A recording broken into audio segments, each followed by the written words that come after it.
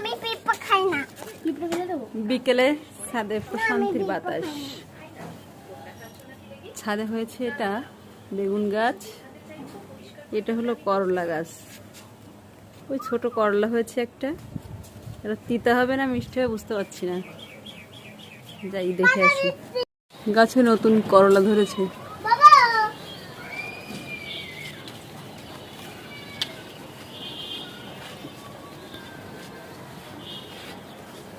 এদিকে ছাদ বাগান নাকি গ্রামের বাড়ির বাগান বুঝতে পারছি না, এরকম হয়ে গেছে বৃষ্টিতে সব জঙ্গল।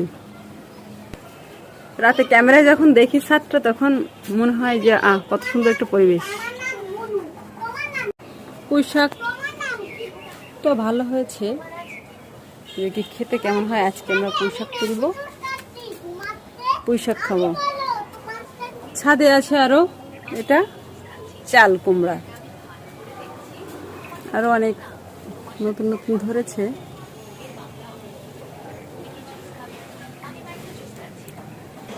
কাঁঠাল গাছটাও বেড়ে উঠছে। পুঁই শাকের পাশ গাছ থেকে উঠেছে আম গাছ। ছোট মামুনি কি করছি? জামাটা খুলে পড়ে যাচ্ছে কেন মা?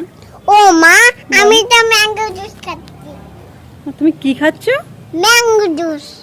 ম্যাঙ্গো জুস খাচ্ছে? হ্যাঁ, তুমি খাবে? হ্যাঁ আমি খাবো, তুমি দেবে আমাকে? হ্যাঁ, তোমার কাপ নাই, বাবার কাপ নাই, আমার কাপ আছে। তাই? হ্যাঁ। তাহলে আমার কাপটা এনে দাও প্লিজ। তোমার কাপটা আমি তোমারটা নতুন কাপ বানবো। তাই? হ্যাঁ। ওকে মা। টাটা আম্মা, পাবি তো মা। ওকে। বেগুনি ল্যাভেন্ডার কালার ফুল।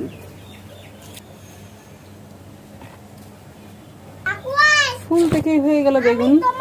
শীতের সবজির চাষ শুরু। টমেটো গাছ। আমি গাছের জল দিচ্ছি। এই গাছে কে জল দিয়েছে মা? আমি জল দিচ্ছি।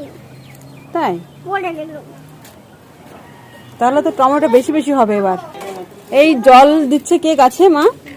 আমি দিচ্ছি। তাহলে তো এবার অনেক টমেটো হবে আমার কাছে, তাই তো?